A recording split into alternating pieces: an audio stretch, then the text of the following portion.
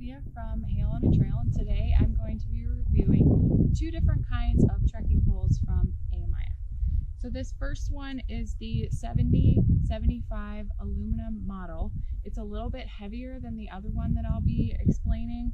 This one weighs 9.5 ounces, which really isn't heavy at all.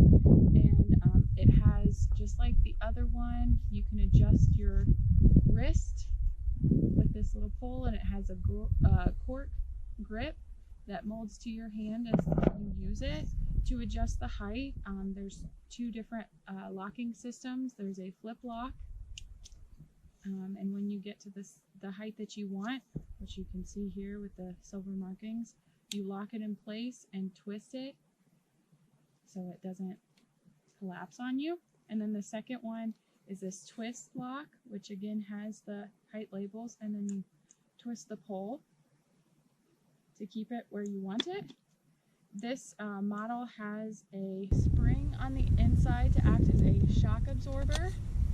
And then the second model, it's a little bit lighter, it's 7.5 ounces. This one is the carbon fiber itself acts as a shock absorber, and it has two flip locks instead of the one and twist.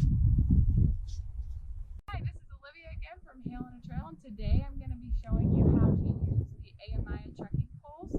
In general, trekking poles are a great thing to have if you're an avid hiker like me, because they prevent leg fatigue if you're hiking on terrain that's really hilly or has a lot of declines, and especially if you're hiking long distances, because they help prevent leg fatigue. We're going to pretend that this is a hill or rocky step on a switchback, and I kind of use them how I learned how to use crutches. When you're going up a step, you're going to place the trekking poles before you so your arms can kind of take some of your weight when you go to step up. And same thing when you're stepping down, you're going to place the trekking poles where your legs are going to go, so you can kind of lean into them and give yourself somewhere to balance before you step down. So that's how you use them. We like to keep them so they're 90 degrees. Right there available if you need some balance.